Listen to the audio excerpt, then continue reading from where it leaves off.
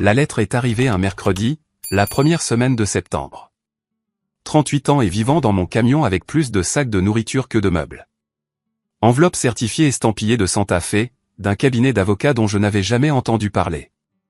J'ai pensé que c'était une erreur jusqu'à ce que je voie le nom. Heather Davis, ma grand-mère. Je ne l'avais pas vue depuis que j'avais peut-être 10 ans. Avant que mon père ne fasse ses valises et ne sorte par la porte d'entrée comme s'il allait juste chercher du lait. C'était sa mère. Après son départ, le lien s'est rompu. Ma mère n'avait pas un mot gentil pour quiconque s'appelait Davis. Après ça, tout ce dont je me souvenais vraiment des heures, c'était du thé à l'amande poivrée qui vous faisait pleurer et de la façon dont elle posait sa main sur votre épaule, fermement, comme si elle scellait une promesse, et disait « Continue ». J'ai ouvert la lettre là, sur le parking de la poste. Courte et claire. J'étais l'unique héritier de son dernier lopin de terre, maison, grange et une étroite bande de pâturage qui, d'une manière ou d'une autre, n'avait jamais été saisie, taxée ou goudronnée. Alors, j'ai chargé le lit de camp, quelques outils, une caisse de chili en conserve et Dusty dans la benne de mon pick-up de 2004 et j'ai pris la direction du sud.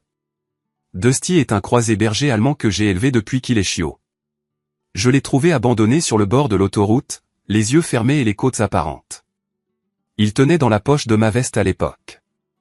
Maintenant, il pourrait renverser un homme sans même ralentir. J'ai entraîné des unités canines de l'armée pendant 5 ans, et Dusty était le genre de chien qui écoutait le vent comme s'il lui donnait des ordres. Nous sommes arrivés sur place juste au moment où le soleil frappait les poteaux de clôture de côté. La porte moustiquaire s'est ouverte en claquant comme si elle devait de l'argent à quelqu'un. La peinture s'écaillait en larges bandes. L'air sentait le bois sec, la sauge et la mémoire. Dusty a sauté et a fait le tour de la cour, le nez bas, les oreilles dressées. Il s'est posté près de la grange et a regardé, la tête penchée, sans bouger. J'ai traversé la maison lentement. L'odeur des heures avait disparu, mais les os de l'endroit étaient les siens. Une boîte de boutons sur l'étagère, une Bible ébréchée sur la table, et sur le meuble du couloir, une enveloppe crème, mon nom dessus de la même écriture serrée que je me souvenais de ces pots de confiture. Shaun. Je ne me suis pas assis pour l'ouvrir, j'ai juste glissé mon pouce sous le rabat et j'ai sorti la note. 3 mots, trouve ce qu'ils ont pris. Pas de signature, pas d'explication, juste ça. Je l'ai lu 2 fois. Je ne savais pas si j'étais en colère ou secoué. Le deuil n'est pas arrivé comme je le pensais. J'avais plutôt l'impression qu'on m'avait donné une allumette et qu'on m'avait dit de trouver la mèche. J'ai fait le tour du périmètre, j'ai vérifié le puits et les cadenas. La grange avait l'air solide, juste vieille. Le vent s'est levé alors que le soleil tombait, et Dusty a gardé son poste, une patte en avant, les oreilles pivotantes, les yeux fixés sur quelque chose que je ne pouvais pas voir. À l'intérieur, je me suis écroulé sur le canapé avec une veste pliée sous la tête. Dusty a fait les 100 pas, encore et encore, jusqu'à la porte arrière, le nez contre la couture, la queue basse. « Calme-toi », lui ai-je dit. Il ne l'a pas fait. Le lendemain matin, je suis allé en ville de bonne heure, j'ai pris du café, des œufs et quelques vieilles cartes topographiques dans une boîte de friperie près du dîner. Il y avait un article dans le journal local sur les droits de l'eau et un éleveur nommé Damon Bailey qui achetait apparemment tout sauf le ciel. L'auteur était une certaine Iris Walker. J'ai plié l'article et je l'ai fourré dans ma veste. Cet après-midi-là, j'ai appelé le refuge du comté et j'ai proposé la grange pour des chenilles supplémentaires. Ils ont dit que c'était gentil de ma part. Je ne me sentais pas gentil. J'avais l'impression que quelqu'un regardait ma respiration. Cette nuit-là, Dusty était allongé, le nez collé à la porte, les oreilles serrées et tremblantes. Il a laissé échapper un léger gémissement, silencieux comme un avertissement. Il n'avait jamais fait ça auparavant. Au matin, le froid s'était dissipé et la grange sentait le vieux foin et le fer. À la première lueur, je suis revenu avec Dusty. Il a écarté du nez un tapis en caoutchouc déformé près des mangeoires, et un couvercle encastré s'est révélé. Je me suis assis sur le seuil de la grange, Dusty appuyé contre moi comme s'il essayait de me maintenir immobile. En bas de nous, la trappe ouverte béait, les échelles glissantes de Année de crasse et sans main courante.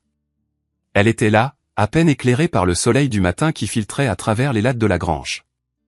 Je pouvais la voir maintenant, blottie contre le mur, une main en appui comme si bouger lui faisait mal. Je descends, ai-je appelé. N'essayez rien de stupide. Elle n'a pas bronché, a juste fait un faible signe de tête comme si c'était toute la force qui lui restait. Je suis descendu, j'ai touché le fond, et cette odeur m'a frappé. De la roche humide, de la sueur, quelque chose de métallique en dessous. Dusty m'a amené, a-t-elle dit, la voix rauque. Je n'avais nulle part où aller. Ses lèvres étaient gercées et sa peau était striée de saleté et de vieux sang. Elle avait l'air de quelqu'un qui avait couru trop loin et s'était arrêté trop tard. Je n'ai pas posé de questions, je l'ai juste soulevée, légère comme une traverse de clôture, et je l'ai portée dans la maison. Elle était trop à l'ouest pour protester, la tête contre mon épaule comme si elle essayait de rester consciente. Dusty nous a suivis de près, les oreilles dressées, la queue frétille en bas. À l'intérieur, j'ai fermé la porte d'un coup de pied et je l'ai installée sur la chaise de la cuisine. Elle a cligné des yeux lentement en regardant les armoires comme si elle parlait une langue qu'elle n'avait pas entendue depuis un moment. J'ai réchauffé une boîte de chili, je lui ai versé un verre d'eau, puis j'ai posé les deux devant elle avec une cuillère et un chiffon propre. « Vous avez un nom ?» ai-je demandé. Elle a réussi à hocher la tête. « Iris. Iris Walker. » Le nom a fait tilt. « Vous avez écrit l'article sur les droits de l'eau la semaine dernière. » Elle a avalé lentement et a fait un faible sourire. « C'est moi. » J'ai atteint le tiroir près du garde-manger, j'ai sorti une vieille flanelle et un jean des heures, je les ai tenus en l'air. « Je ne suis pas sûr que ça vous ira, mais c'est propre. »« Ça ira. » Elle les a pris avec des mains tremblantes. « Merci. » Elle s'est nettoyée rapidement. Plus vite que je ne l'avais prévu pour quelqu'un qui avait l'air à moitié mort il y a une heure. Quand elle est revenue dans la cuisine, les vêtements lui collaient à la peau comme s'ils avaient été faits pour elle il y a 10 ans. Elle était assise plus droite maintenant, encore rude mais stable. « Mes tantes sont de Redcliffe », a-t-elle dit en remuant lentement le chili. Elles m'ont appris où coulent toutes les vieilles sources. Ma mère était. Elle m'a élevé entre le Mesa et le Canyon, les racines. Je suis pigiste pour le journal maintenant. Je suis ce que fait Bailey.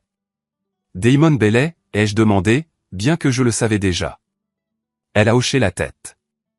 Il achète des terres rapidement. Des sections entières, des droits sur l'eau mort, des accords en sous-main, et il y a un mois, j'ai entendu un de ces gars parler d'une veine de lithium sous des terres volées. Ils ont dit qu'ils allaient effacer toutes les traces écrites.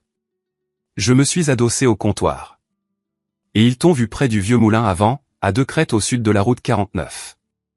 J'avais mon appareil photo. Ils devaient me surveiller. Un d'eux a crié mon nom avant même que je me retourne. J'ai lâché mon sac d'objectifs et j'ai couru vers le lavoir. Sa voix est restée calme, pas plate, concentrée, comme si elle avait déjà paniqué et l'avait mis de côté pour plus tard. Dusty m'a trouvé avant eux, a-t-elle dit. De nulle part, il est juste arrivé en chargeant, grognant et claquant des dents. Il en a mordu un, je crois.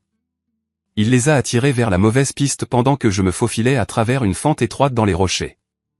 Cela menait à une poche cachée, profonde et creuse. Nous y sommes restés 2 nuits. J'ai baissé les yeux sur Dusty. Il s'est étiré sur le carrelage, la queue battant une fois, la langue pendante. Ce chien m'a sauvé la vie, a-t-elle dit.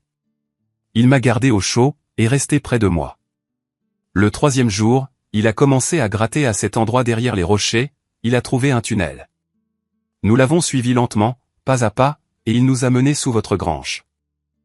C'est de là que nous sommes sortis, par cette échelle. Vous me dites que mon chien a flairé son chemin à travers un tunnel scellé et vous a amené au seul endroit où vous seriez en sécurité? Elle a de nouveau hoché la tête. N'a pas hésité une seconde. Je n'ai pas répondu. Je me suis juste accroupi et j'ai gratté le cou de Dusty jusqu'à ce qu'il laisse échapper un léger grognement. Il a appuyé tout son poids sur ma jambe comme s'il était fier de lui. Iris a éteint son téléphone et l'a posé à plat sur la table. Ses doigts planaient dessus comme si la chose pouvait exploser. Il y a une application de suivi qui se met à jour toutes les 12 heures. Je pense qu'elle a envoyé un signal juste avant que Dusty ne nous sorte des rochers. J'ai attrapé une vieille boîte de nourriture pour animaux sur le porche, j'ai soulevé le couvercle et laissé tomber le téléphone. J'ai glissé le tout sous la plainte de l'armoire. S'ils ont le signal, ils savent que vous êtes ici, ai-je dit. Elle n'a pas bronché. Je m'en doutais. Je me suis dirigé vers le buffet et j'ai attrapé l'enveloppe que Heather m'avait laissée, je l'ai posée devant Iris et j'ai regardé ses yeux parcourir l'écriture. Elle savait, a-t-elle chuchoté. Son doigt a touché le bord du papier comme s'il brûlait. Elle a su tout le temps. Mon estomac s'est noué comme si j'avais manqué une marche d'échelle. Elle attendait que quelqu'un revienne, a dit Iris. Elle ne faisait pas confiance à la loi. Elle ne faisait pas confiance aux tribunaux. Mais elle vous faisait confiance. Je ne savais pas quoi répondre à ça. Dusty a gémi une fois à la porte. Bas, sec, un avertissement. Iris a regardé vers le son, puis de nouveau vers moi. Ils n'arrêteront pas. Non, ai-je dit. Ils n'arrêteront pas. Je suis allé au placard et j'ai sorti un sac que je n'avais pas touché depuis mon déploiement. Les vieilles semblent encore serrées, le matériel sec est prêt. J'ai commencé à vérifier ma lampe frontale et les piles. Iris s'est levée. Nous devons y retourner. Ce qu'ils cherchent, ce ne sont pas seulement des rumeurs. C'est réel. Votre chien savait où aller. Cela signifie qu'il y a plus. J'ai attaché le sac à mes épaules. Alors on le suit. Dusty a laissé échapper un léger aboiement. Ses oreilles étaient à nouveau dressées, comme un radar, comme s'il attendait que nous bougions. Nous n'avons pas dit un mot. Pas quand Dusty s'est immobilisé comme une barre d'armature. Pas quand le faible grondement d'un moteur de camion a résonné à travers les fissures au-dessus de nous. J'ai levé la main et j'ai touché le poignet d'Iris juste assez pour la maintenir immobile. Son souffle s'est coupé dans sa gorge. Puis il s'est estompé. Le moteur, les voix. Dusty n'a pas bougé pendant une minute entière. C'est seulement quand il a lentement expiré et baissé la tête que j'ai bougé. Nous avons reculé de l'échelle, prudemment à chaque pas, puis nous nous sommes tournés vers le tunnel. Nous avions fait nos bagages avant de descendre. 2 lampes frontales, des piles de rechange, une corde d'escalade, mon vieux carnet de l'armée et une boîte de sacs Ziploc d'1 gallon. J'avais laissé une note sur le frigo à l'étage, au cas où quelqu'un trouverait l'endroit avant que cela ne se transforme en os. Nous sommes partis en file indienne, moi d'abord, Dusty juste derrière, Iris fermant la marche. La lumière de ma lampe frontale éclairait la poussière comme des flocons de neige, flottant lentement, intactes par le vent. Les parois du tunnel n'étaient pas en pierre brute. Elles étaient façonnées comme si quelqu'un les avait taillées à la main des générations auparavant. On n'avait pas l'impression d'être dans une mine. On avait l'impression d'être dans un endroit plus ancien, plus soigné. L'air a changé à mesure que nous avancions. Il est devenu plus frais, humide, avec un poids derrière, comme si la terre pensait à quelque chose. 2 virages serrés plus tard, le passage s'est élargi. Je pouvais me tenir droit. Le plafond s'arrondissait au-dessus de nous comme un ventre. De l'eau gouttait au loin, lentement et régulièrement, comme le temps qui se compte lui-même. Dusty a viré à gauche, le nez contre le mur, les oreilles frémissantes. Il a fait demi-tour, a fait les 100 pas, puis s'est arrêté devant un mur de pierres empilées. On aurait dit une impasse, à moins d'y prêter une attention très particulière. J'ai collé mon oreille contre. Rien. Iris s'est approchée de moi et a passé la paume de sa main sur les joints. Puis elle s'est arrêtée. Là, a-t-elle chuchoté. Tu sens ça? Ça respire. Elle avait raison. Le plus léger courant d'air, juste assez pour vous hérisser les poils des bras. Nous nous sommes mis au travail, pierre par pierre, épaule contre épaule. La pile n'était pas maçonnée, juste vieille, sèche. Nous nous sommes relayés, en étayant toujours les côtés pour l'empêcher de s'effondrer. Cela a pris près de 40 minutes, peut-être plus. Puis ça a sauté. Un creux derrière la dernière couche, et de l'air frais nous a envahis comme de l'eau de ruisseau. Je me suis glissé le premier, puis j'ai aidé Iris à entrer. Dusty est passé en dernier, rampant comme s'il l'avait déjà fait. L'espace au-delà était large, plus large que je ne l'avais prévu. Ma lampe frontale a attrapé une bâche dans le coin le plus éloigné et une caisse à proximité.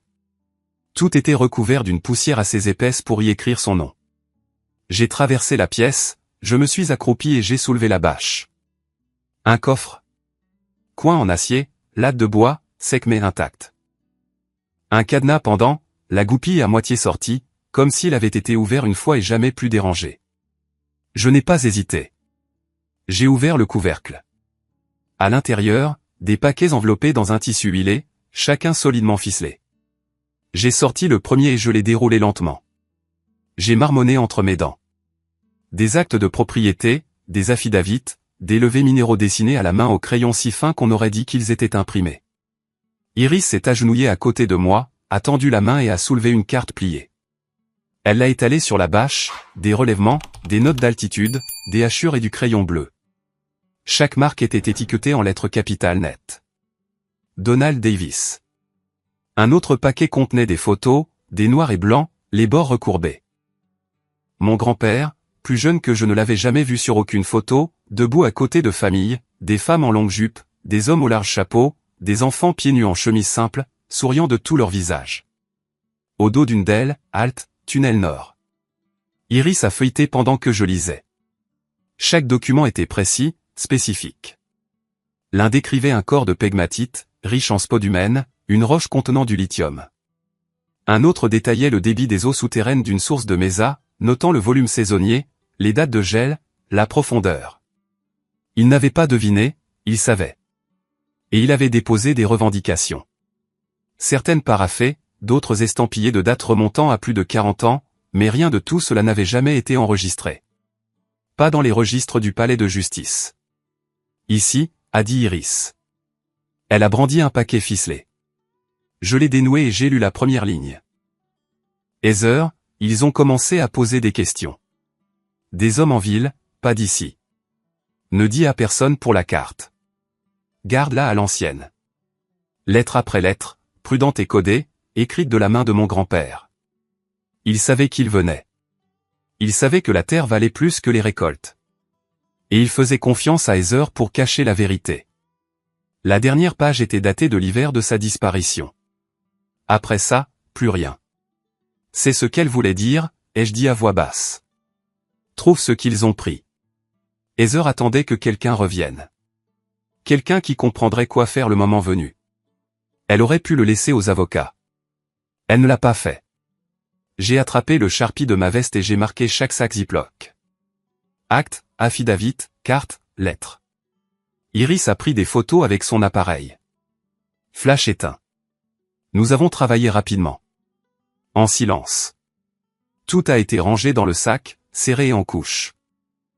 Dusty était allongé près du mur, la tête sur les pattes, les yeux surveillant l'entrée. J'ai zippé le sac et je me suis levé. On bouge. On triera le reste en haut. Dusty est resté immobile. Son corps s'est raidi, les oreilles en avant. Il a fait un son bas. Pas un grognement, pas un gémissement, un avertissement. Nous avons suivi son regard vers la brèche par laquelle nous étions entrés. J'ai éteint ma lumière. Iris a suivi. Le silence a rempli l'espace. Puis il est venu, faible, à travers les fissures au-dessus, près de l'échelle de la grange. Du gravier qui craque, un moteur qui tourne au ralenti. Des voix proches. Dusty est resté silencieux. Il s'est juste avancé, les muscles tendus, le nez frémissant vers le son. Nous avons reculé, chaque mouvement prudent. J'ai glissé mon sac sur une épaule, gardant l'autre main libre. Ils étaient au-dessus de nous. Je pouvais entendre des bottes sur le bois. Quelqu'un a traîné quelque chose de lourd près de la porte de la grange. Peut-être une caisse. Peut-être de l'équipement. J'ai reconnu une des voix. Du gravier dans un mixeur. Damon Bailey. Il était là. J'ai fait un geste à Iris. Nous avons reculé vers la grande chambre. Le tunnel derrière nous se divisait. Un chemin d'où nous venions, l'autre plus sombre, non éclairé, menant à gauche. Dusty s'est tourné sans attendre et a trotté dans l'obscurité. Je n'ai pas discuté, nous avons suivi. Nous avons suivi Dusty dans la bifurcation de gauche sans réfléchir. Le sol a plongé, puis s'est rétréci, et l'air s'est raréfié au point que chaque respiration semblait compter. Derrière nous, les voix d'en haut sont devenues plus claires, rebondissant à travers les fissures de la pierre. Ce n'était pas un seul camion. J'ai entendu des portières se fermer en séquence et des moteurs tourner à chaud. J'ai compté 3 paires de pas rien qu'au son. Puis Dusty s'est arrêté net, les oreilles plaquées en arrière, et je me suis approché juste assez pour voir à travers une fente dans la roche au-dessus de l'échelle. 3 camions étaient dans la cour, un noir, un rouge et un Silverado blanc du comté avec un feu arrière passager fissuré et un pare-chocs arrière cabossé.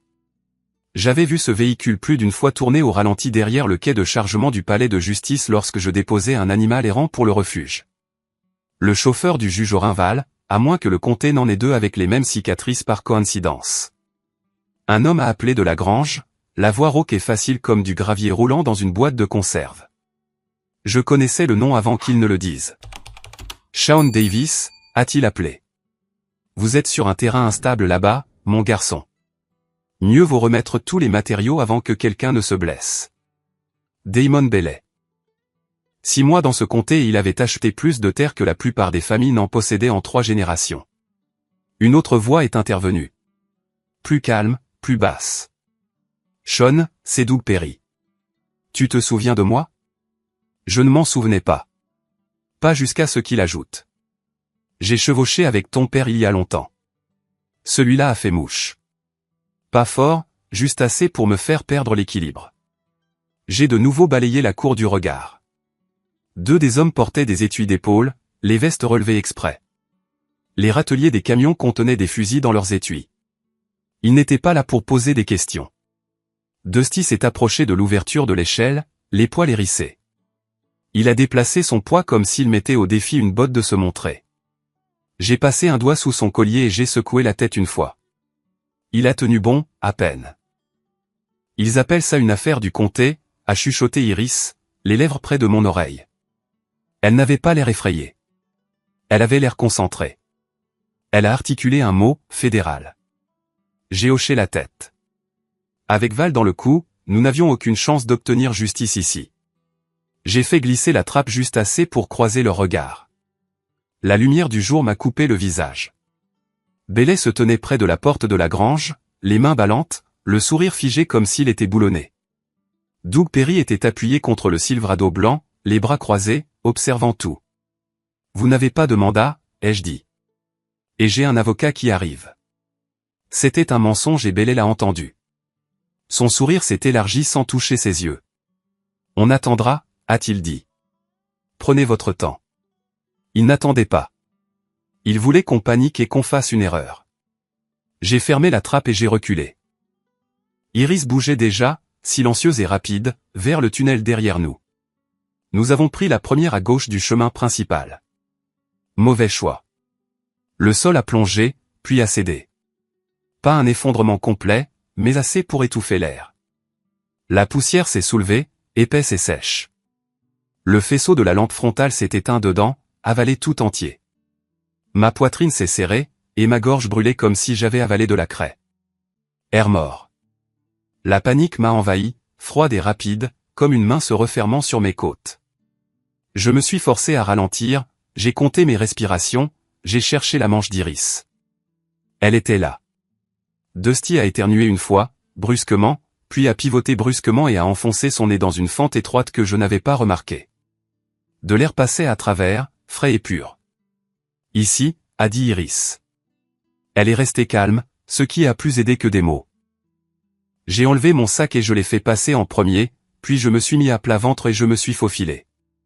La fente s'est rétrécie à mi-chemin. Mon épaule droite s'est coincée entre 2 nervures de pierre et m'a arrêté net. La douleur a flambé, chaude comme un clou enfoncé profondément. Je suis coincé, ai-je dit, et j'ai détesté le son tendu de ma voix. Tu es coincé, a répété Iris, stable. Elle a reculé, a planté ses bottes, a accroché ses doigts à ma ceinture. Expire lentement. On le fait à 3. J'ai laissé l'air sortir, je me suis détendu quand elle a tiré, et j'ai glissé librement comme un bouchon. J'ai roulé sur le côté, haletant, mais en mouvement. Dusty s'est faufilé en dernier, la queue en un flou une fois qu'il a été dégagé. Nous ne nous sommes pas arrêtés. Le passage descendait en pente et nous a craché dans un lavoir bas derrière un genévrier. Le soleil m'a frappé les yeux durement après l'obscurité. J'ai rampé les derniers mètres et je me suis aplati contre la terre. À travers les branches, j'ai vu un des camions rouler lentement derrière la maison et s'arrêter près du corral. Une portière s'est ouverte. Quelqu'un a ri, un rire bref et méchant. Il ratisse, a dit Iris. Il pense qu'on est toujours sous terre. Pas pour longtemps, ai-je dit. J'ai épaulé mon sac et j'ai vérifié les sangles. Tout était toujours là. C'était important. On a bougé, courbé, en direction de la corniche de basalte au-dessus du moulin à vent. Le sol était un enchevêtrement de roches et de broussailles, difficile à suivre si on savait comment marcher. Dusty allait de l'avant, le nez en l'air, testant le vent comme un vieux routier. Quand il s'arrêtait, on s'arrêtait. Quand il virait à droite, on suivait. On a traversé un ravin peu profond et on a grimpé. Mes poumons brûlaient, mais la douleur dans mon épaule me maintenait honnête. À mi-chemin, j'ai regardé en arrière une fois. La maison était silencieuse dans le creux. Les camions étaient éparpillés comme des tiques autour d'elle. Des hommes bougeaient avec détermination, ouvrant des portes, donnant des coups de pied dans des planches, s'appelant les uns les autres. Bailey se tenait près de la grange, les mains sur les hanches, la tête penchée comme s'il écoutait quelque chose d'entêté. C'est la dernière fois que j'ai regardé l'endroit en sentant qu'il m'appartenait encore. Sur la corniche, Iris a touché mon bras et a pointé du doigt. Un sentier à peine visible coupait en direction du moulin à vent, puis disparaissait dans la roche. Elle a souri une fois, un sourire bref et féroce. Par ici, a-t-elle dit. Ils ne suivront pas, Dusty est parti en avant, confiant, la queue à l'horizontale. J'ai suivi, laissant la maison, la grange et quelle que soit la version de ma vie que j'avais cru hériter derrière moi. Le sentier est devenu méchant après la crête. Des roches meubles et de vieilles racines rendaient la marche misérable, mais Iris n'a jamais ralenti. Elle se déplaçait comme si elle était née entre les lacets et les lavoirs secs. Toujours 2 pas en avant. Un doigt effleurant l'air comme si elle pouvait lire la direction sur le vent. Dusty est resté près de nous, allant de l'avant pour scanner, puis revenant en boucle. Toutes les quelques minutes, il s'arrêtait et regardait derrière nous, observant, écoutant. Je n'ai pas demandé ce qu'il entendait. Je pouvais le deviner. Nous avons atteint la première source avant midi, un mince filet d'eau sous des racines de peuplier, juste assez pour remplir nos gourdes. Iris s'est accroupie, recueillant de l'eau dans ses paumes. Elle n'a parlé qu'après que nous ayons enlevé la boue de nos bottes et continué notre chemin. On peut en faire 3 autres comme ça, a-t-elle dit en pointant du menton. Chacune est à 20 ou 30 minutes de distance si on ne rencontre pas de crue. J'ai hoché la tête. Tu as déjà fait ça. Pas exactement comme ça, a-t-elle dit, mais presque.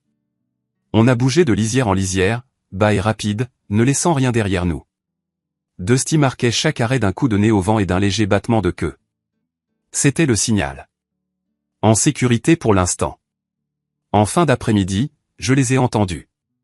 Des hurlements fins portés par la chaleur et la poussière. Des chiens de chasse, au moins 2, peut-être plus. Le son semblait lointain, mais ça ne voulait pas dire grand-chose ici. J'ai jeté un coup d'œil à Iris. Elle l'avait entendu aussi. Dusty s'est figé une demi-seconde, puis a plongé le nez dans un canal latéral boueux comme s'il était né en connaissant l'astuce. Il s'est roulé vigoureusement, recouvrant tout son corps de boue. Il est ressorti ressemblant à une ombre de lui-même, la queue toujours remuante, les yeux vifs. Chien malin. Nous avons suivi son exemple, masquant notre odeur du mieux que nous pouvions. J'ai traîné de la terre humide sur nos traces, puis j'ai dispersé des broussailles à l'envers. Mon épaule me faisait mal comme du feu chaque fois que je la levais, mais je ne me suis pas plaint. On n'avait pas le temps. L'étang des castors était le suivant, de l'eau jusqu'aux genoux et assez froide pour engourdir les os d'un homme. On a bougé lentement, juste sous la surface, en faisant attention de ne pas faire de bulles qui pourraient nous trahir. J'ai tenu la peau du cou de Dusty d'une main et le coude d'Iris de l'autre. Le fond était mou et plein de vieilles branches, mais on a réussi à traverser. Les dents claquant, les jambes à moitié mortes. Une fois sorti de l'eau, je nous ai tiré sur du gravier sec et je me suis laissé tomber à plat. Aucun signe de mouvement derrière nous. Mais les chiens n'étaient pas partis, juste ralentis, confus, peut-être. On a continué à bouger. J'ai rythmé notre marche par habitude. 6 minutes de marche, 2 minutes de repos. Vieux rythme de K9. Une fois que le sable a commencé à céder la place à de la pierre solide, j'ai dû enlever nos bottes et les porter. Pieds nus, on laisserait moins de traces une fois le soleil couché et le vent levé. Dusty s'est arrêté près d'un genévrier tordu et a gémi. Iris a tapé sur mon bras et a pointé du doigt. Un affleurement de basalte en forme d'étagère nous a donné juste assez de couverture pour ramper en dessous et respirer. On s'est installé avec le reste de notre viande séchée et une gourde d'eau de ruisseau partagée. « Tu as déjà dormi comme ça ?» ai-je demandé. « J'ai dormi pire » a-t-elle dit, dans une tente au milieu d'une tempête avec ma tante qui ronflait à côté. J'ai réussi un demi-rire. Ça a l'air juste. Elle s'est déplacée, a resserré sa veste. On devra bouger à la première lueur. Il y a un dîner sur la route 64, 5 tabourets de bar et la meilleure tarte aux cerises de l'État. Je te crois. Elle a penché la tête en arrière, puis a pointé du doigt le ciel. Tu vois ce groupe d'étoiles? A-t-elle demandé. Mon grand-père m'a appris à lire leur avec ça. Si elle s'aligne avec la ligne de crête, on a environ 5 heures avant l'aube. Je n'ai pas demandé comment elle savait tout ça.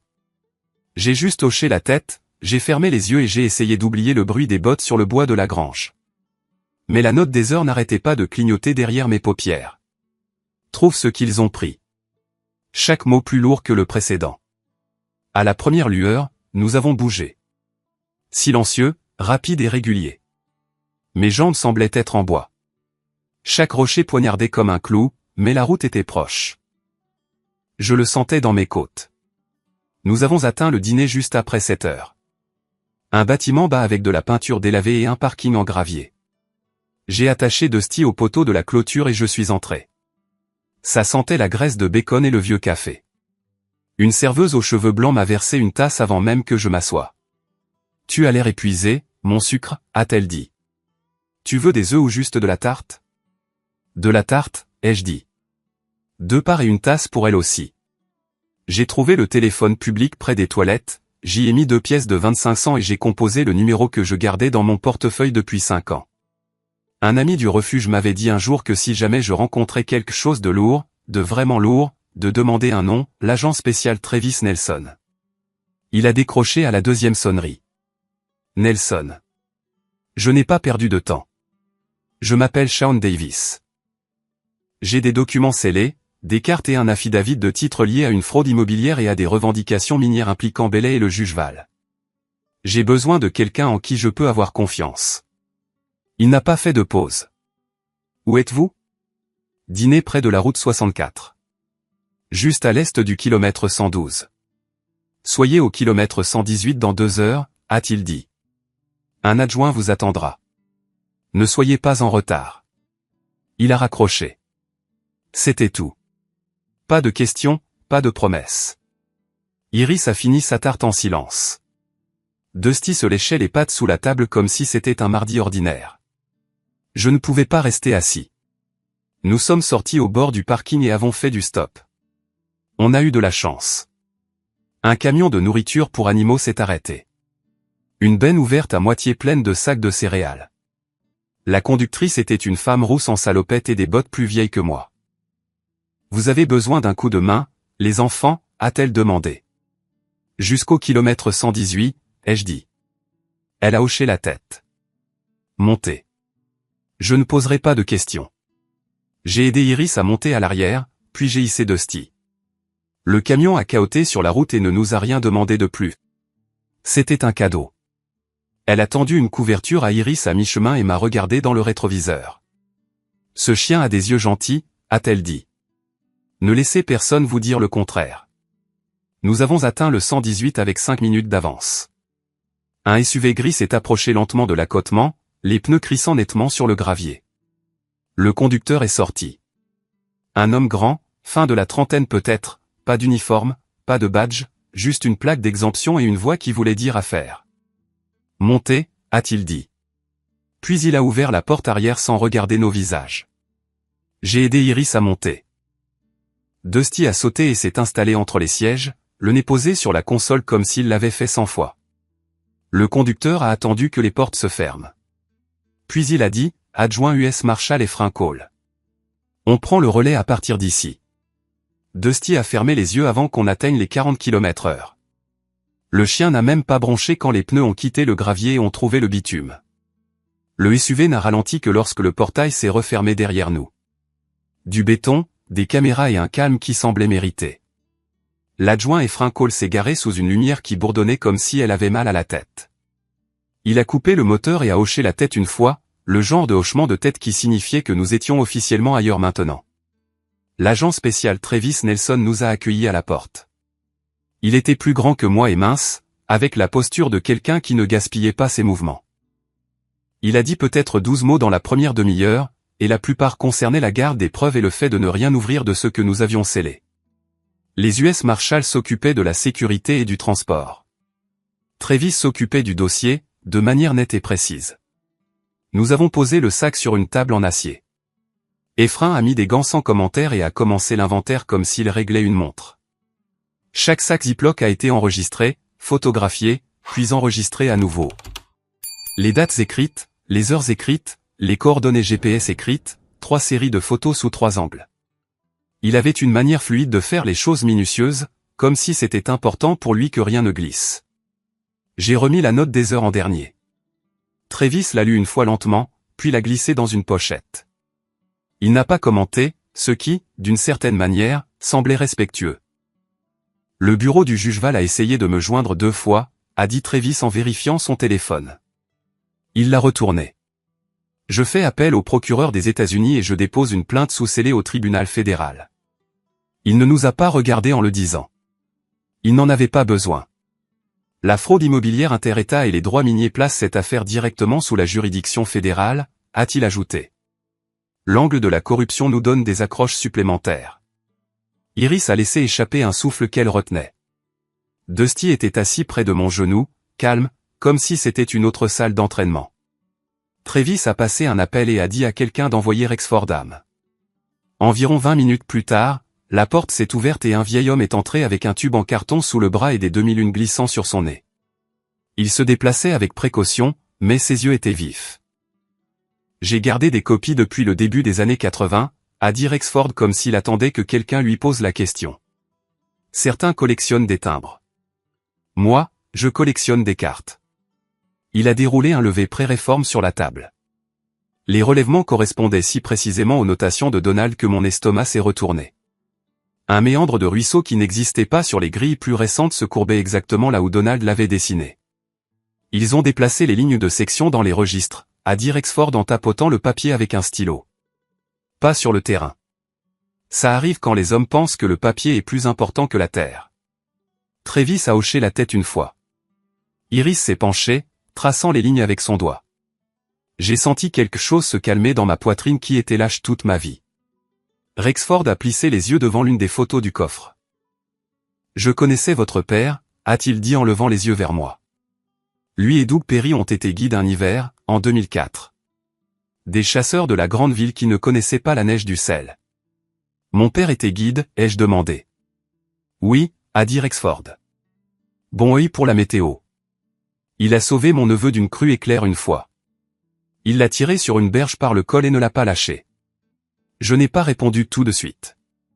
J'ai regardé les oreilles de Dusty frémir à un son dans le couloir. Comment est-il mort, ai-je demandé finalement. Rexford a enlevé ses lunettes et les a pliées lentement. Le camion est tombé dans le San Marcos en 2009, après la nuit. Il était seul. Les enquêteurs ont conclu à un accident. J'ai hoché la tête. Cet endroit vide que les garçons portent quand leurs pères leur apprennent la mauvaise leçon en partant. Lourd et familier. La voix de Doug depuis la grange a résonné dans ma tête, disant le nom de mon père comme si cela signifiait quelque chose pour lui. Iris s'est éloignée pour passer un appel. Elle a parlé bas et vite dans le coin, puis est revenue avec un signe de tête bref. Ma tante dit que le conseil entend des rumeurs. Bailey fait pression pour de nouveaux permis sur de vieilles eaux. Ils savent que ça sent mauvais. Bien, a dit Travis. On veut qu'il parle. Nous avons signé d'autres formulaires. Efrain a de nouveau scellé le coffre avec du ruban adhésif de preuve et a paraffé dessus comme s'il fermait une porte qui comptait. Travis nous a dit que nous resterions sous des noms qui n'étaient pas les nôtres pendant un certain temps. Commandez quelque chose de chaud, a-t-il dit en me tendant une carte clé. Vous avez tous les deux l'air de sortir d'un puits. Le motel n'avait rien de spécial. Assez propre, assez calme. J'ai sorti la note des heures de ma poche et je l'ai posée sur la table de chevet comme si elle y appartenait. Dusty a fait le tour de la chambre, a vérifié la salle de bain, puis s'est couché avec une patte appuyée contre la porte. Il ronflait comme un petit moteur. Je me suis assis au bord du lit et j'ai fixé l'écriture jusqu'à ce que les lettres se brouillent. Iris a pris une douche et est sortie enveloppée dans une serviette, les cheveux humides et lâches. Elle n'a rien dit, s'est juste assise à côté de moi et a appuyé son épaule contre la mienne. Nous sommes restés comme ça pendant un moment, respirant en synchronisation, le silence faisant un peu de travail pour nous. Le sommeil est venu difficilement, mais il est venu. Quand je me suis réveillé, la chambre était grise de la première lumière, et Dusty était déjà alerte, les oreilles dressées, la queue immobile. Travis a frappé une fois et est entré avec du café et un dossier plié. Il n'a pas perdu de temps. On passe au tribunal fédéral cette semaine, a-t-il dit. Val essaiera de nous arrêter. Il n'y arrivera pas, il a exposé le plan en langage clair. Renvoi au tribunal fédéral, dépôt sous scellé, un grand jury en préparation si les preuves tiennent. Les cartes de Rexford ancreraient le titre. L'affidavit de Donald montrerait l'intention et la revendication antérieure. La note des heures établirait la connaissance et la continuité. Vous avez bien fait, a dit Travis en me regardant alors. Vraiment en me regardant. La plupart des gens ne le font pas. Je ne savais pas comment répondre à ça, alors j'ai hoché la tête. Iris a posé 2 questions pointues sur le calendrier et la presse. Travis a répondu aux 2 sans hésiter. Quand il est parti, j'ai lacé mes bottes et j'ai sorti Dusty. Le matin sentait l'asphalte qui se réchauffait et le café qui dérivait de quelque part plus loin. J'ai parcouru la longueur du parking avec lui, le laissant renifler, laissant mes jambes se souvenir de ce que signifiait la stabilité. Je suis rentré et j'ai zippé mon sac, même s'il était vide maintenant. L'habitude. Iris m'a regardé et a souri. Un petit saut ensuite, on reste hors de vue et hors des radars, et on fait exactement ce que dit Travis. Dusty s'est levé, s'est étiré, puis a trotté jusqu'à la porte comme s'il pointait. Au moment où nous sommes revenus du bar du petit déjeuner du motel, toast brûlé, œufs durs comme du gravier et café au goût de carton, Travis avait déjà la nouvelle point rire, mais réelle. « Qu'est-ce qui se passe maintenant ?» a-t-elle demandé. J'ai mis mon sac sur mon épaule et je me suis dirigé vers la porte. Il n'a pas pris de gants. Bailey a déposé une plainte civile à 8h02 ce matin, a-t-il dit en posant un dossier imprimé sur la table. Il dit que les matériaux ont été volés sur sa propriété. Il veut une ordonnance de saisie immédiate. J'ai parcouru la première ligne. Demandeur, Damon Bailey. Défendeur, Sean Davis. Il a dit que je lui avais volé, ai-je demandé, presque en riant. Travis n'a pas sourcillé. Val a signé une ordonnance de saisie temporaire à 8h19. Langage standard. Application immédiate. Mon estomac brûlait comme si j'avais avalé une poignée de clous. Vous aviez dit que c'était fédéral maintenant. Ça l'est, a-t-il dit. J'ai déposé une motion à 8h43 pour renvoyer l'affaire civile en vertu de la doctrine de la question fédérale et je l'ai liée à l'enquête sur la fraude. Cela suspend l'ordonnance jusqu'à ce qu'un juge fédéral examine la compétence. Eh bien, je serai. Ai-je marmonné? Si vite. Il frappe, a dit Travis. Ça veut dire qu'on a touché quelque chose de réel. Iris s'est penchée sur le dossier, la mâchoire serrée. Ils ne perdent pas de temps. Personne n'a parlé pendant 1 minute. Dusty s'est agité sous la table et a laissé échapper un léger soupir. Puis l'appel est arrivé. Le téléphone de Travis s'est allumé. Il a répondu, a écouté pendant peut-être 10 secondes, puis l'a tendu à Efrain. Le visage de l'adjoint n'a pas bougé d'un pouce pendant qu'il écoutait, mais il attrapait déjà sa veste avant que la ligne ne se coupe. Le bureau de l'enregistrement du comté est en feu, a dit Efrain. Un employé a vu un type avec une casquette de ranch jeter quelque chose dans une poubelle près de la salle des microfilms. Travis m'a regardé. Vous venez. Nous sommes arrivés rapidement. Plus vite que les pompiers locaux. De la fumée s'échappait du côté ouest du bâtiment, s'enroulant comme un brouillard sale. Le toit n'avait pas encore pris, mais le bureau brûlait bas et large. Ce n'était pas un accident. Dusty a sauté avant même que je puisse attacher sa laisse. Il a tiré fort vers l'arrière du bâtiment, le nez frémissant comme s'il suivait un fil à travers la fumée. Derrière la benne à ordures de la ruelle, il s'est arrêté net, a aboyé une fois, sèchement, et s'est assis à côté d'un bidon de carburant cabossé à moitié caché dans du papier déchiqueté. Efrain a fait signe à l'équipe de pompiers de contourner par l'arrière. L'un d'eux a pointé le couvercle. Encore chaud. Je suis entré dans le hall arrière avec Travis et Iris pendant que l'équipe dégageait la fumée. L'endroit sentait la moquette brûlée et le papier roussi. À l'intérieur de la salle des microfilms, des bobines de registre de propriété du comté fondaient en une flaque noire. Rien à sauver. Les dégâts étaient chirurgicaux, uniquement la salle. Tout le reste à peine touché. Une caméra de rue en face de la bibliothèque publique a filmé l'arrière d'un camion plateau qui démarrait en trombe. La plaque d'immatriculation a été retracée jusqu'à un sous-traitant travaillant sur le terrain de Bailey. Le même après-midi, Efrain a arrêté un des hommes de Belley pour un feu arrière cassé. Pas de drame, pas de poursuite, juste un arrêt discret sur une route de campagne. L'homme a craqué en moins de 20 minutes. Il leur a dit où ils s'étaient rencontrés, ce qu'ils avaient dit, et a donné un téléphone prépayé utilisé pour tout coordonner. Il était censé brûler les microfiches et les dossiers, a dit Travis plus tard. Il ne savait pas que ce n'étaient pas les seules copies. J'ai regardé Rexford. Le vieil homme avait une lueur dans les yeux et un sac en cuir usé sur les genoux. Je vous l'ai dit, a-t-il dit. Certains jouent aux dames. Moi, je sauvegarde les registres. Il a sorti un rouleau de copies de microfiches, des originaux qu'il avait dupliqués chez lui. Juste au cas où, a-t-il dit comme si c'était une chose normale. Efrain a scanné les images sur un disque sécurisé. Chaque image montrait des entrées de registre claires sous le nom de Donald Davis. Revendications minières, droit sur l'eau, carte de parcelle, puis environ 6 mois plus tard, les mêmes lignes rayées et réécrites d'une autre main. Rexford a encerclé 2 images et a pointé du doigt avec la pointe d'un crayon. Cette encre provient d'une cartouche différente, et ce ne sont pas les initiales du greffier du comté, a-t-il dit. Je travaille à côté d'elle depuis 1985. Elle boucle CRS. Celle-ci non. Travis s'est penché. Ça tiendra la route. Rexford a hoché la tête.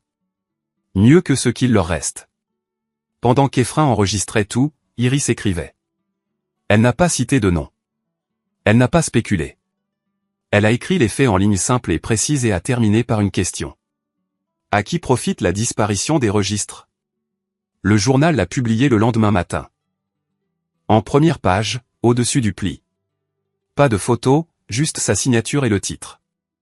La salle des registres brûle, l'histoire effacée. J'ai regardé Dusty dormir sous la table pendant qu'elle écrivait, les pattes frémissant comme s'il poursuivait quelque chose dans ses rêves. Je connaissais ce sentiment. Cette nuit-là, le refuge a appelé, une tempête arrivait. Des animaux errants étaient chassés des ponceaux et avaient besoin d'un endroit chaud. J'avais 6 enclos propres et une grange qui pouvait contenir 4 caisses de plus. Déposez-les, ai-je dit à la femme. On fera de la place. Je ne l'ai pas dit à voix haute, mais j'avais besoin de faire quelque chose de réel. Pendant que des hommes adultes jouaient avec des allumettes et déplaçaient des lignes sur des cartes, j'avais besoin de disposer de la nourriture et de la litière fraîche, de couper des ongles et de traiter des points chauds. Les chiens ne mentent pas. Ils ne brûlent pas de registres. Ils ne déposent pas de fausses revendications ou n'incendient pas des salles fortes pour couvrir une piste de papier. Ils se présentent juste jour après jour, le nez au sol, le cœur ouvert, prêts à travailler. Dusty m'a appris ça sans dire un mot. Travis est passé vers minuit. Il n'est pas resté longtemps, s'est juste appuyé contre le cadre de la porte de la grange, m'a regardé finir d'empiler la nourriture. Le tribunal dans 2 jours, a-t-il dit. Restez discret. Iris dormait dans le grenier. Dusty était enroulé au pied de l'échelle comme une sentinelle. Je n'ai pas dormi. Je suis resté dehors avec une lampe de poche et j'ai vérifié les clôtures toutes les heures comme mon grand-père le faisait, même si je ne le savais pas jusqu'à maintenant. J'ai pensé à mon père. J'ai pensé au camion sur la glace noire. J'ai pensé à Doug Perry debout dans ma grange comme s'il y appartenait. Et je n'arrêtais pas de me poser une question que je n'aimais pas. Un homme peut-il être 2 choses à la fois et s'en sortir? Le tribunal fédéral était plus froid que je ne l'avais prévu. Pas seulement l'air, mais l'atmosphère.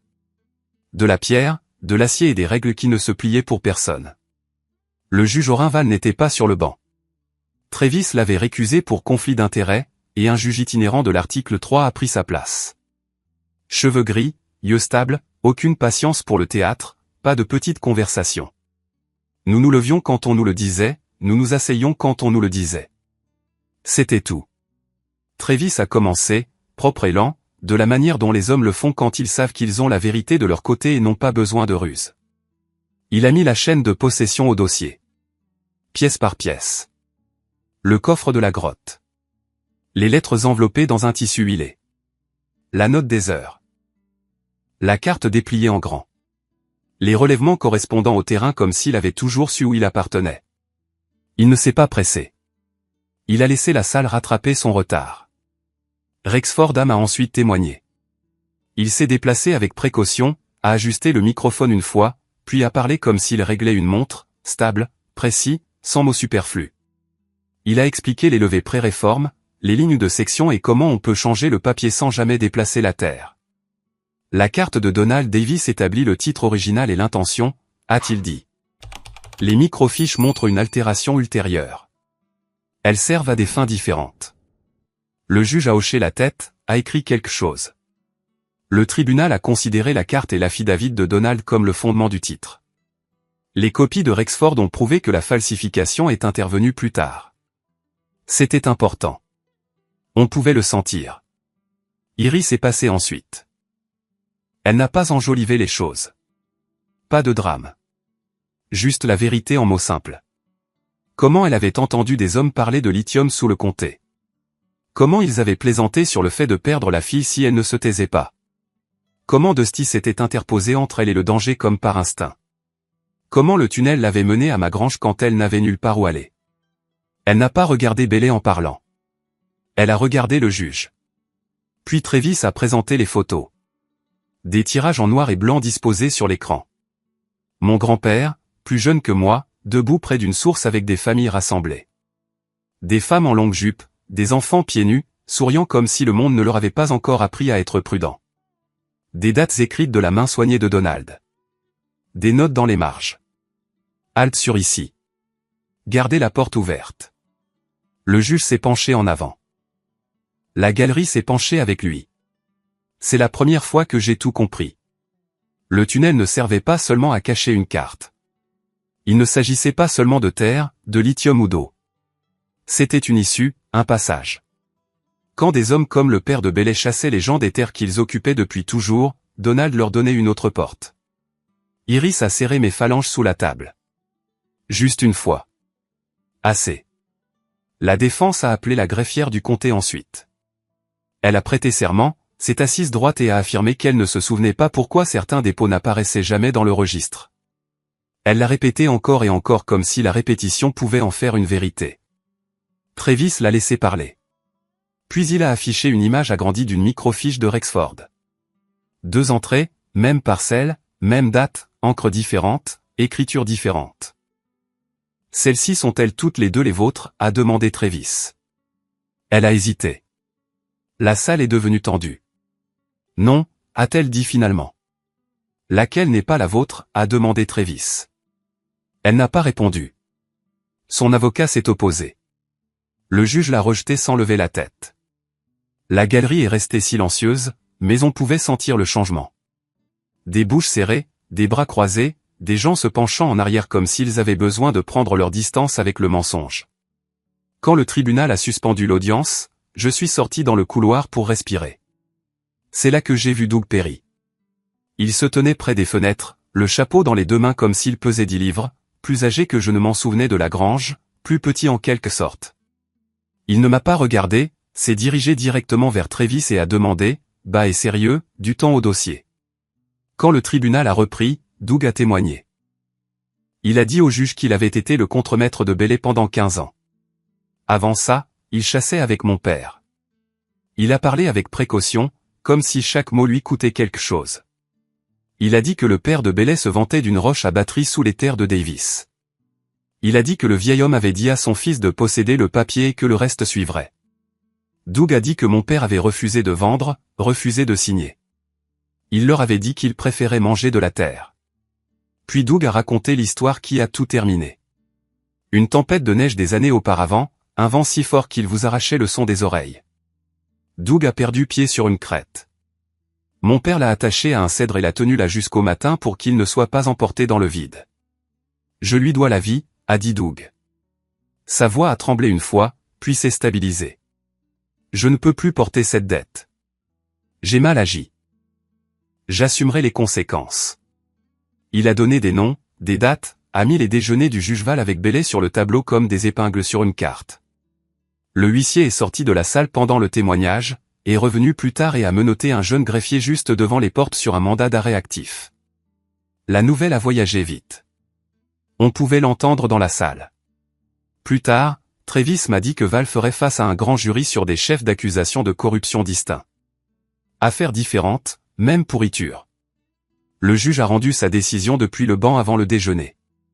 Les revendications de Donald Davis ont été maintenues.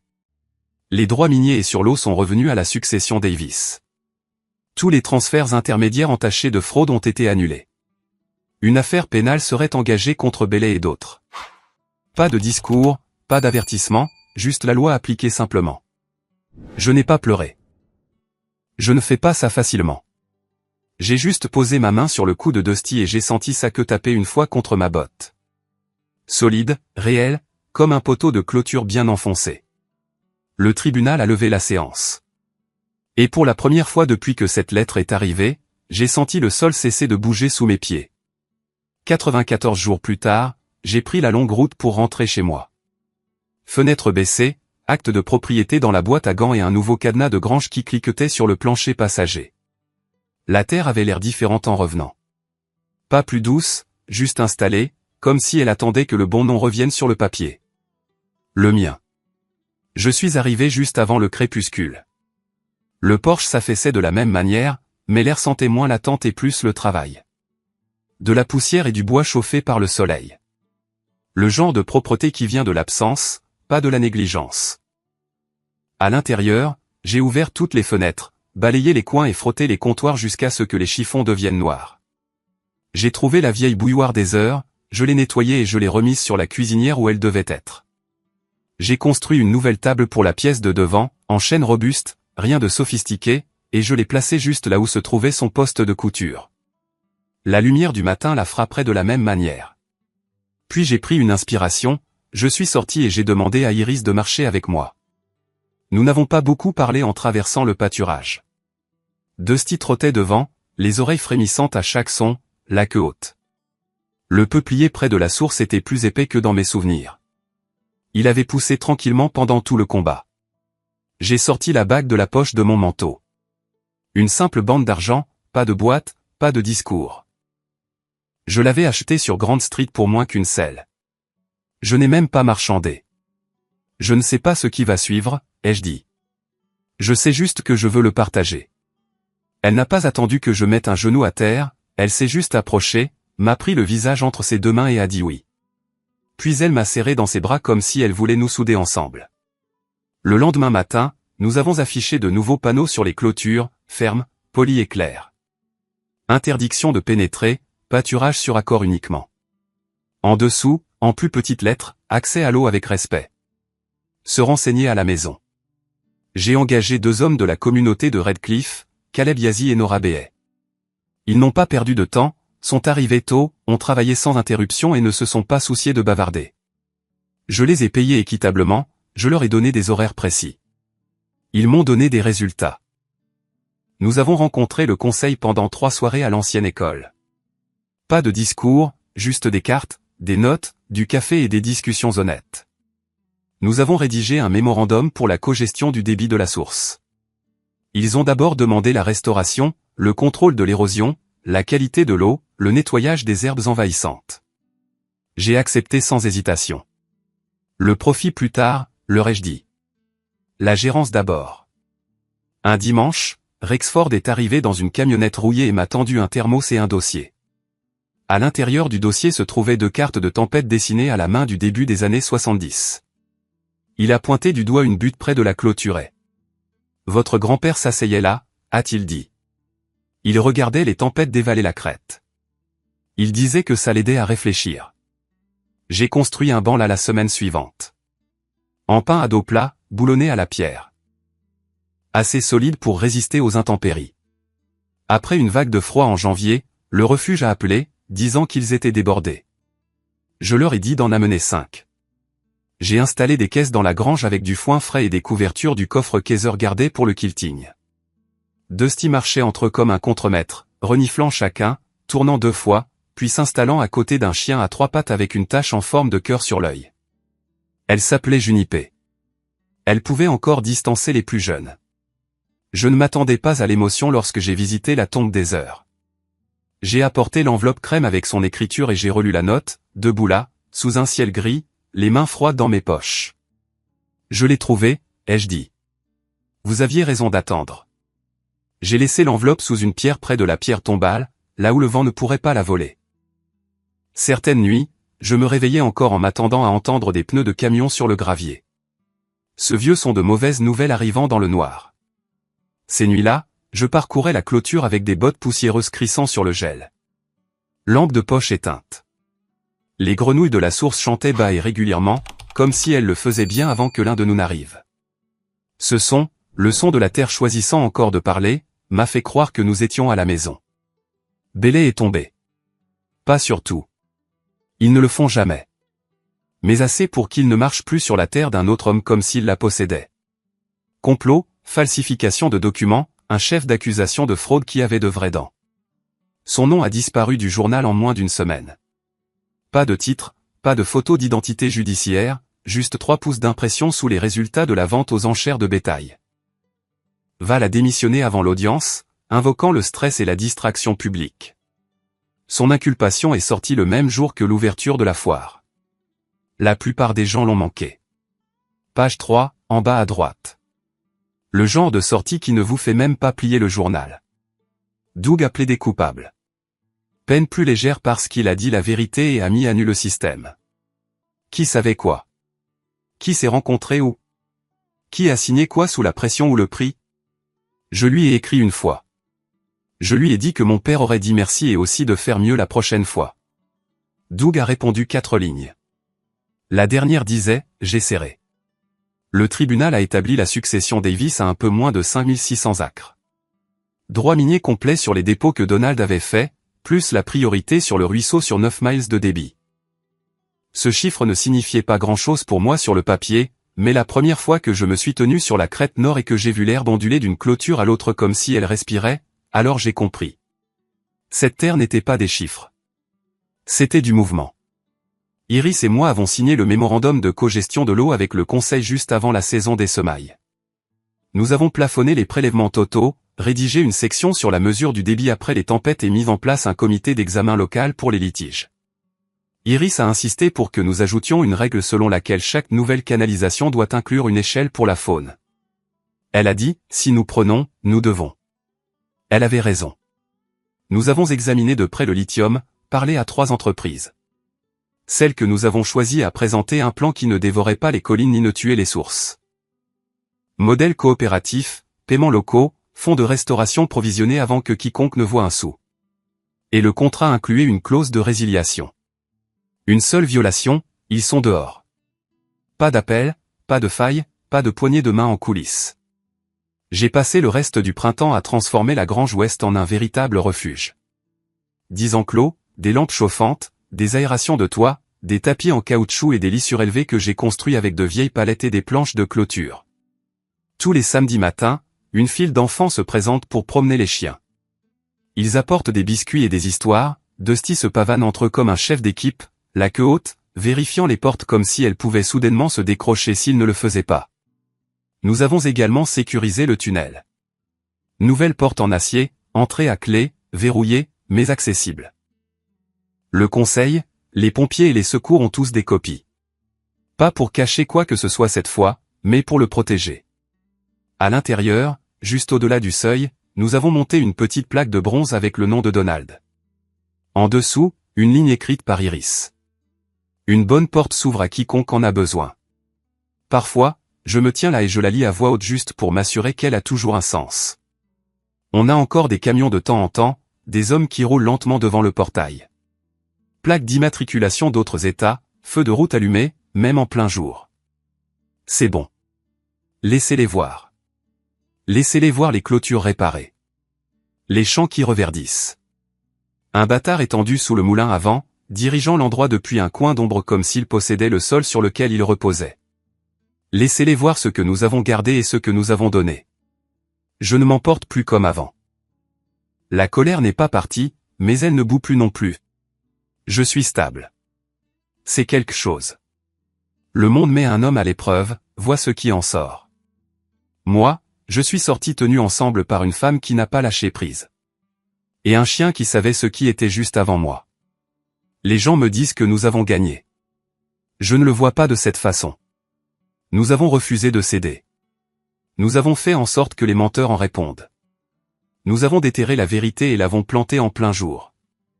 Ce n'est pas une victoire. C'est ce que vous devez à la terre quand vous l'appelez la vôtre. Maintenant, ce ne sont que des clôtures, de l'eau, des chiens et une femme qui me dit quand je suis un imbécile. Ce n'est pas la gloire. C'est une vie. Et je peux très bien la porter. Con mejores libros. Sí, yo me tengo que armar la mesa de encantamientos, después. Para mí es seguir explorando. Sigamos explorando a ver qué encontramos. A ver si encontramos algo bueno. A mí me quedan 1 minuto de la poción igual, 1 minuto de la poción. Vale. Pero lo bueno es que tengo 2 más. Para mí hay que estar todos. Tiene que estar Izzy. Tiene que estar Samu también. Me gustaría que esté Samu, amigos. Que Samu nunca puede jugar. Me gustaría hacer un día que todos... Opa, que coincidamos. Yo estoy cavando. De verdad que estoy buscando en las paredes. A ver qué hay. Tendría... Ita, ven, toma. ¿Dónde estás? ¿Quién me habla? De Blacky. Black, tengo... ¿Qué dice? Pantalones, dice. ¡No! ¿De Blacky? No me jodas, me dio 2 llaves. Este tipo está loco. Pero pará, vos tenés. ¿Vos tenés de Blacky? ¿Cuántas tenés? ¿Cuántas tenés? De Blacky, no me des tus llaves. No me jodas. No me jodas. De Blacky. ¿Cuántas tenés de llaves? ¿Qué onda? Tengo 2 llaves, pero no puedo abrir. Ah, vale. Bueno, yo si lo puedo abrir, te doy las cosas. ¿Este? Ah, este tenía las cosas buenas. Para un poco. Este tenía. Ah, tampoco funciona. Hay que buscar cofres. Ningún cofre, dice. Sigamos y después lolcito. Sí, sí, sigamos. Sigamos y después puede salir una flex. ¿Qué sé yo? Puede salir una flex recolina. Vale. Voy a buscar a Monster. Estoy buscando cofres. Cosas, lo que sea. Lo que sea. Me llevo todo. Me llevo lo que haya. Yo me llevo estas luces, amigo. Después de decorar mi casa va a quedar épica con todo esto. Me voy a llevar todas estas porquerías. Vale. Más luz. Más luz. Llevemos todo, dice. Yo también, Javito. Yo me llevo todo a la crista. Ya está. Necesito decorar mi casa, gente. No hay chance. Vale. Voy a hacer tremenda base del monster. Amigos, hay que prepararnos después. Hay que ir a mi base. En mi base hay tremenda monster. Pero eso tenemos que estar todos. No dejemos nada, dice. No, no, no. Javito, yo te banco una banda. Vale. No, no hay que sacar todo porque hay muchas cosas. Hay muchas cosas que no las encontramos en ningún lado. Vale. Bien, bajé. No sé quién hizo eso de madera. Full cirujeo. Estamos muy cirujas, Javito. Estamos muy cirujas. Nos pintó la cirugía de Insta. Vale. Pero bueno, no hay opción, Javito. No hay opción. ¿Y esto? Este no abre. Ah, estoy en el mismo lugar. Estoy como un hámster, Estoy atrapado en un lugar. ¡Ah, encontré un cofre! Vale, pará, tengo que ir a mi casa. De Blacky, ¿podés venir? ¿Alguien que pueda venir a cuidar el cofre? Vale, dice... Decorar una mega casa. Sí, sí, es para decorar. Es para decorar tremenda mansión, Javito. Tremenda base secreta. Vale. Vale, estoy armando un espacio acá. Vale, ¿te quedas acá un segundo, Javito? Dale, God. Home, home. Tengo muchas cosas. Cofre. Tiro todas las porquerías para ahí. Taca, taca, taca. Bien. Me llevo esto, esto. Pumba, pumba, pumba. Sí, quiero hacer una base recontra God. Vale, esto y esto. Vale, y esto. Let's go. TP, Javito. Pumba. Vale, gracias, Javito. A ver, el cofre este, ¿qué carajo tiene? Bueno, esto es como el casino. Hay que invocarle. Cuando el objeto que te interesa pasa, vos tenés que acordarte del anterior. Y te va a dar el de adelante. A ver, si le invoco. Igual no me interesa mucho lo que hay, No me interesa mucho lo que hay. Me gustaría encontrar un cofre que tenga... Tendríamos que buscar otro cofre, ¿no? Tendríamos que... ¡Ah, pará! Si le pegás hay cosas nuevas. Vale, para poco. Hay un libro. Había un diamante que no estaba antes. Cuando le pegué. Ah, pero ahora no funciona. Ah, ahora sí. A ver. Ahí está la poción. Vale. Quiero la poción, Con la poción encontramos llaves azules. Vale, a ver. La poción está... La poción está acá en los diamantes. La poción... De Javito. ¡Javito! ¡La poción! ¡Javito! ¡No! Apreté para el orto. Vale, no me dio más nada. Botella de miel me dio eso, recroto. Vale, no hay que pegarle, hay que dejar que pasen. Se apagó, qué asco. Vale, busquemos otro, let's go. Hay que dejar que pasen los objetos sin tocar el coso. Una vez que ves el objeto que te gusta, hay que dejarlo. No hay que pegarle al cofre, me parece que es la clave secreta. ¿Y esto? ¡Ay! Este es un cofre azul. Vale. Acá hay un cofre azul. ¿Podría ser un cartel? No tengo cómo hacer cartel. Ahí sí lo puso acá. Para esta caja necesitas una llave azul.